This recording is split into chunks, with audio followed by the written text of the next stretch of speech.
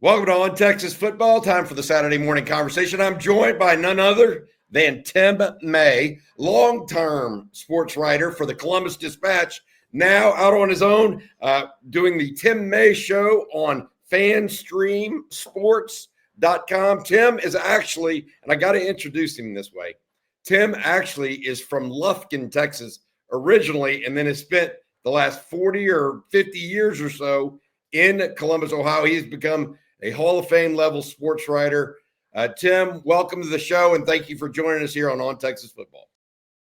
Hey, Bob, anytime I can do you a favor, this is more of an honor for me, man. You and I, as people don't know, we go way back. Just shows you how old both of us are. But yeah, I've lived in Columbus for 49 years. Matter of fact, I've lived in the same house for I think 40 years up here in Columbus. I never had horses in Texas, but we've had horses because my wife was a big horse person way back when. But yeah, many ways I felt like I'm still living in Texas, except even though it gets hot here in the summer, we still get some cool weather, in Lufkin. Once it got into the 90s, it stayed in the 90s for like 6 months, it seemed like. But that part I don't miss. I got a baby brother that still lives in West Houston and LaGrange. He has a weekend ranch, the LaGrange where J.K. Dobbins, remember him, was from. And not too far from where James Peoples is from. So Ohio State starting running back. So, it's really every time Ohio State gets a player from Texas, I make sure they understand. Yeah, I grew up in Lufkin, and hey, let's figure out what we have in common here. Tim, we're going to get in, and today we're going to talk about where Ohio State thinks, theoretically or fundamentally thinks they may be better than Texas, and where they may have some weak spots. And I want to get, because I can give them my opinion, or Jerry or Rod Babers, any of our guys can give our opinions, but it's really hard for us to dig in and get that secondary opinion from the other side, right? Right. And I want to reach out to someone that I really, really respected, and you've got a lot of skins on the wall to do that for us. And so I appreciate you doing this. I do want to say one thing.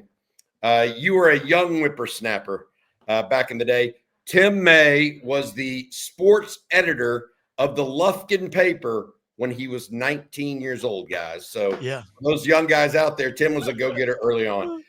Somebody had to do it. Go ahead now. Let me ask you this. Just your thoughts on this overall game. Both teams got pummeled by the NFL draft. I mean, I could say decimated, but the thing about this is both teams have recruited lights out, right? And so you're looking at this game, Tim. What are you, just big picture before we get into the minutia, what are you thinking about this game right now? Big picture? Yeah. I've said this a million times, Bobby. I'll say it 1,000,001. I think I've even used that term 1,000,000 times. So it's about 1,400,000. I wish this game, in so many respects, was at the end of October than the end of August, because these teams are going to be so, I don't know if different's the right term. They're going to be so much more mature. They're both playing new people in a lot of key positions, not the least of which is the quarterback position. Yeah, I know Arch Manning had a start against Mississippi State last year, and what one or two others. I do know he played one play against Ohio State, and Lathan Ransom lowered the boom on him, and he didn't return. So he has that memory of playing Ohio State. But and of course, Ohio State's got a new quarterback in Julian Sayin, who was extremely highly touted 2 years ago from the Elite 11 camp, who was probably going to be Nick Saban's final quarterback. But then Nick Saban suddenly just retired. And he immediately, I think Julian Sayin enrolled at Alabama, was there for like 2 weeks, and then transferred to Ohio State along with Caleb Downs. He's pretty good. But the bottom line is, these are two teams that I think, I don't know if you agree or not, they're not a mystery, as Ryan Day said. They're not anywhere near as experienced as they were last year for all kinds of reasons. But this is still a very talented Ohio State football team. And you can see the exact same thing about Texas. I think this game coming up is just, I don't really know how to really get a handle on it, but we'll get into the minutia here. I'm sure. Absolutely. And I think that Texas fans would say the same. Very excited about the players at Texas and the newcomers, not just Arch Manning, but guy like Ryan Wingo and Yeah. C.J. Baxter hopefully gets back this week. And then there's Colin Simmons and guys like that. Who are some of the big names? I'll just start with that you've kind of got penciled or circled as stars for the Buckeyes. And I know you're going to say Jeremiah Smith and Caleb Downs, but who are some of the other guys that you say, hey, keep an eye on this guy? We're pretty high on him right now. Hey, you remember that Meatloaf song? You took the words right out of my mouth. Yeah, of course, Jeremiah Smith. But the thing is, they've got Carnell Tate also at wide receiver, who really came on last year and is now part and parcel of what they do. The guy really stepping up with the one guy they lost in the wide receiver room. Emeka Egbuka is the guy they lost. I think everybody's heard of him by now. I think Texas fans should definitely know that name. Yep. But Brandon Ennis, a guy who made some huge plays for Ohio State through the season last year, but wasn't what you call one of those regular 3 wide receivers. You know, he's so well thought of, not just by the coaches, but he was elected one of the 4 captains for this team, which tells you what they think about him. And then they got young guys. You know, the trick in this game, Bobby, is going to be watching how confident Sarkisian and his staff and Ryan Day and his staff are in using guys who have played very little in critical situations in this game, because they're going to have to. You're going to have to let your 2 quarterbacks play their game to have a shot at winning this thing. You got to figure, right? And so of course, Julian Sands a name to watch. James Peoples from right there in San Antonio, north part of San Antonio, Veterans Memorial High School. He's probably going to be the starting running back, backed up by C.J. Donaldson, who was at West Virginia the last couple of years and was a hell of a 1,000-yard rusher at West Virginia. And then they got, by the way, the third running back, and we'll see how much he plays, but he's a true freshman. Is that a term used anymore? True freshman? Oh, yeah. Yeah. Just well, guess what his name is? Well, you probably already know. Oh, is it Bo Jackson? His name is Bo Jackson. Yeah.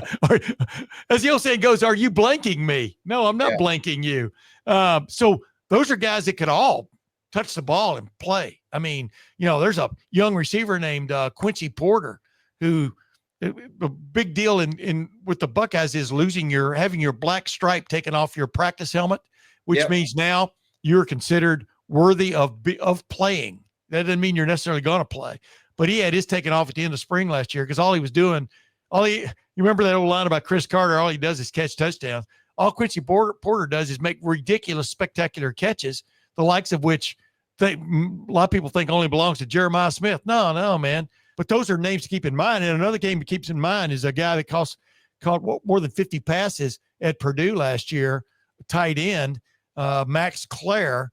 There's a guy who could factor heavily in this game if, in fact, Texas is determined to take the, Jeremiah Smith and Carnell Tate out of the game some form or fashion. And then defensively, they're led by what a lot of people think is the best player in college football on the defensive side of the ball, in Caleb Downs. Everybody knows who he is, right? But at safety, and they'll be using him in all kinds of different ways, lining him up in different ways. But they lost their entire starting defensive front starters. But everybody else who's back pretty much played a lot, especially in that playoff run. I mean, Kenyatta Jackson, if you ever meet Kenyatta Jackson, well, it wouldn't be face-to-face. It'd be more like face to Adam's apple.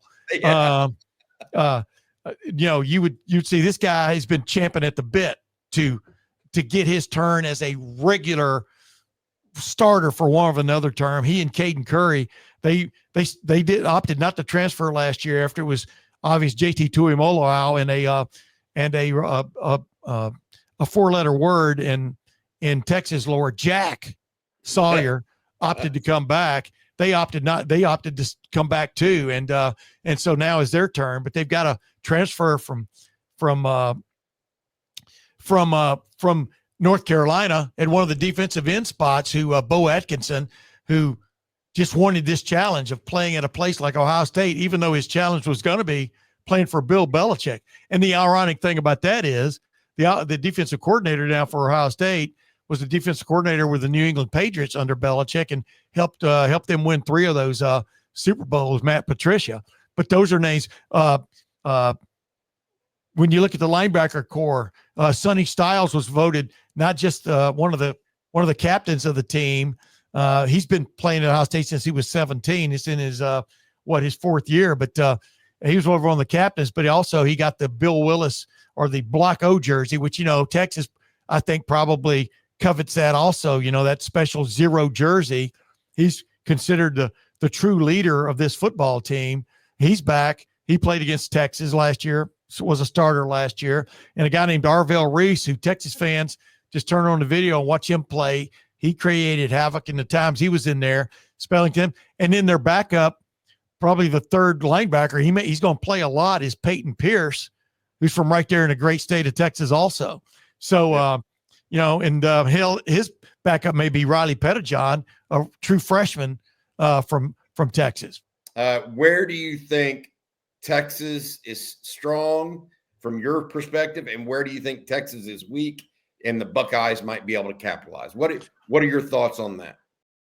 Yeah. See, let's differentiate between strong and not as experienced as they were a year ago, right?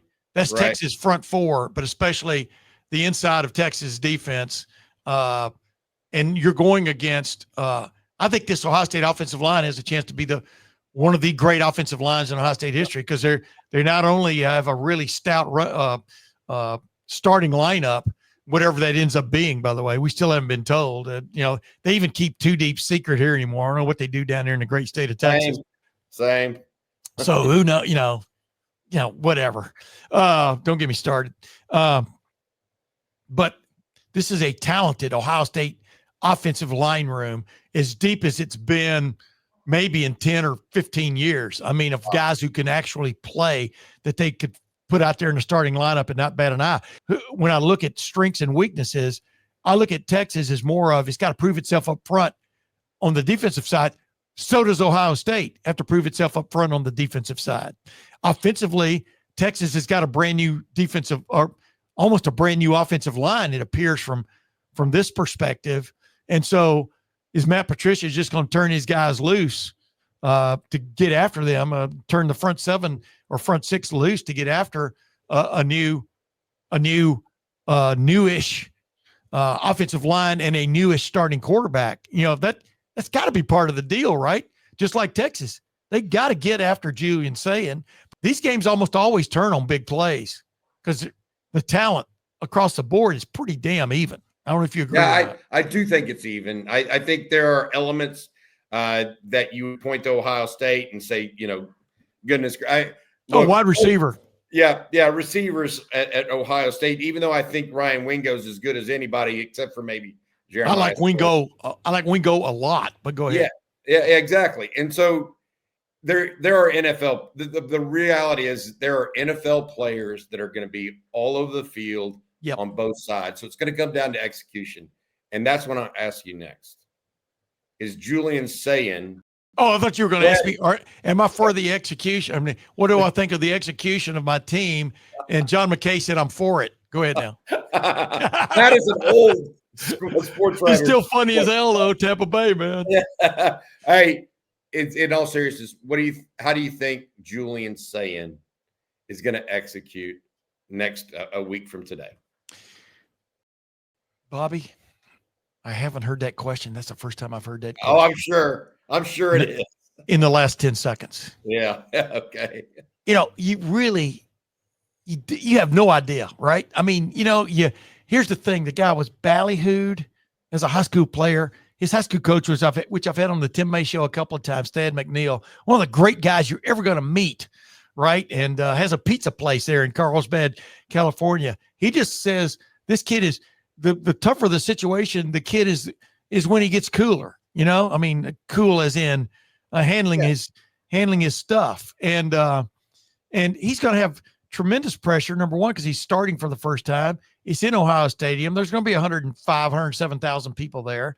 On top of that, it's at high noon. But you really don't know until they get in there. I mean, this is the thing about college football that's so different. And I know all of your listeners know that because I grew up in the great state of Texas where football is king. He's been under little or no duress, except for during the spring.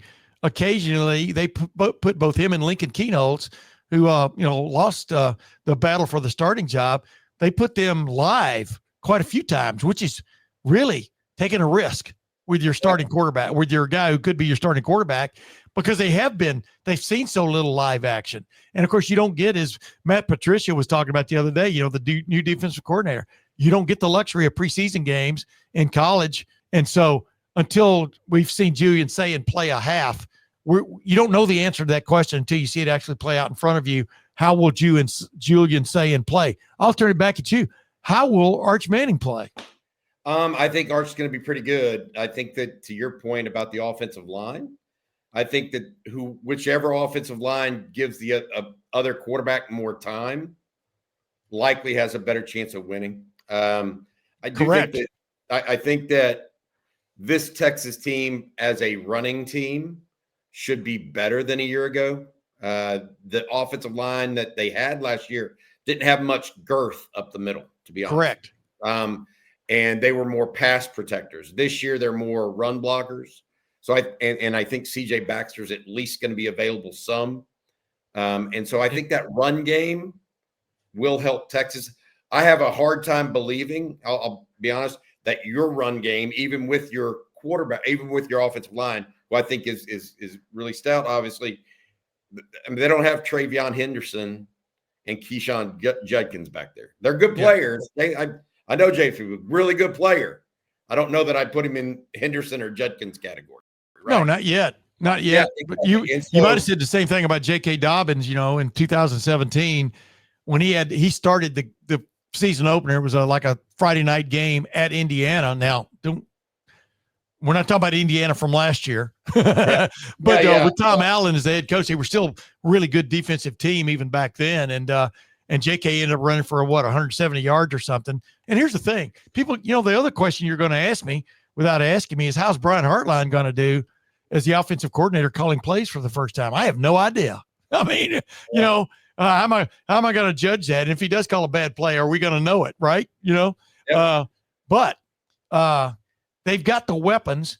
They've got the wherewithal to get after really anybody in the country. I'm not talking about 55-10, but they've got the weapons to get after people. And the thing about Brian Hartline, even though he was he played in the NFL for eight years or whatever as a wide receiver, and was a wide receiver at Ohio State before that, and has been the wide receiver coach for these many years. And dude, this is what a good job he's been doing. I think he's had at least 5 or 6 of his wide receivers have been elected captains. That's saying wide receiver. They don't, when you think wide receiver, you don't usually think, captain, a guy who's all for the team and doing things for the team. I mean, the wide receivers here block like demons, or they don't get to play. And so my point is, he made a big point at the Ohio State coaches clinic that they put on every spring for basically high school coaches and college coaches in the area about how so important it is to have a stout running game. That's what really set that Ohio State offense apart, as you just pointed out a minute ago. Last year is they leaned on those running backs, and the running backs leaned on the defenses and got the job done. And then there was a lot of backpedaling going on by the interior part of the of linebackers and safeties trying to get back in coverage sometimes when they got snookered, even in that Texas game. So it's so important to have a run game. Sarkisian knows that, covering him. I know that Brian Day totally understands that. And so they're going to try to establish the run. Which one does could be part and parcel to winning the game. I will say this. I think that Sayin has as many or more weapons than Texas, clearly. But I do think that Texas has plenty of weapons itself. The question I have, and what I was talking about with the run game as it relates to Arch versus Julian Sayin, is I think that Texas has a returning 1,000-yard rusher in Trey Wisner. They have CJ Baxter back. I think that they're going to find some stuff, whereas necessarily last year they didn't really find much in the run game against Ohio State because of that defensive front. Right. It wasn't so much that Texas didn't have the offensive line as it was that defensive front from Ohio State was so suffocating at times. And agreed. So we'll see how it goes. And we'll see how, to your point, how Brian Hartline calls his first game. Is he going to come out slinging it, or is he going to be fairly Conservative? reserved? Is that the word? Reserved or conservative? Or is Matt Patricia going to put down the voodoo and create some special pass rush situations, or is he going to play it straight up his first time? And I think all those things have make for a interesting discussion overall. Here's the thing, though. You know this, Bobby, and I know this. You're going to have to let it loose in this game at some point to win this game. Yeah. And I think they're going to start by letting it loose on defense. Both teams are, because why wouldn't you? It begs it. It begs for Ohio State to come after a revamped Texas offensive line, make them think, make their quarterback at least scramble. I know he's a hell of a scrambler. Isn't it funny? Because when people talk about Arch Manning, the people that criticize Arch Manning, you've hardly seen him play, ladies and gentlemen. But he reminds me of his of his grandpa, not his two uncles. And because this guy can run. I mean, but here's the thing. Julian Sayin, if you look back at the recruiting rankings from a couple of years ago, he was considered, I think, number 1 or number 2 among dual threat quarterbacks. And when you think of Julian Sayin, you think of a guy who's just going to be a Hollywood step back there and throw the ball kind of dude. Well, he can do that. I mean, he's got the quickest release, I think, of any quarterback I've covered at Ohio State. Hey, but get this, in 2005, I went down and spent 4 days at Texas when Mac Brown was there in August because they were playing for the first time ever, and a couple weeks later or several weeks later. Anyway, but I'm talking to Darrell Royal, and this is how close he worked, because Darrell Royal, the way I understand it, he told me, but Woody, I never asked Woody because Woody was passed at that point, Woody Hayes, but he and Woody were big friends, other than playing each other. And I said, by the way, Darrell, I said, everybody up at Ohio State thinks that, 3 things can happen when you throw the ball. 2 of them are bad. Everybody thinks Woody Hayes came up with that saying. I said, well, I understood it. I thought you were the one that said that. And Darrell goes, well, I'll just tell you this. I never heard that sentence until it came out of my mouth. I love it. Hey, Tim, I got to say thank you to our sponsor real quick, the folks, Dr. Mark Malone and the folks over at Advanced Pain Care. Hey, by the way, Tim, in this video. Wait, could they help me with my shoulder? I know will see 2 guys that beat the Buckeyes. Pros know the pain stops here. Physical therapy helps me as an athlete then and now. And do I still need therapy? Yes. Advanced Pain Care helps with that. Injuries will stack up. They'll add up. You can't let those injuries get you down, and Advanced Pain Care has been very helpful for me. We can help with whatever's got you down, from nerve damage to our spinal cord stimulator. Pain is inevitable. Suffering is optional. Same-day appointments available. Advanced Pain Care. The pain stops here.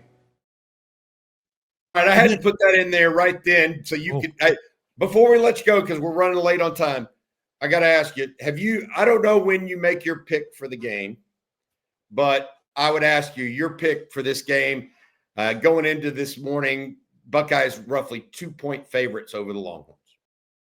Yeah, I'm gonna hold like necessarily. I think Ohio State holds sway in this game, though, man. I like a lot of things Ohio State's doing, but I really like what they're going to be different, how they're going to be different on defense.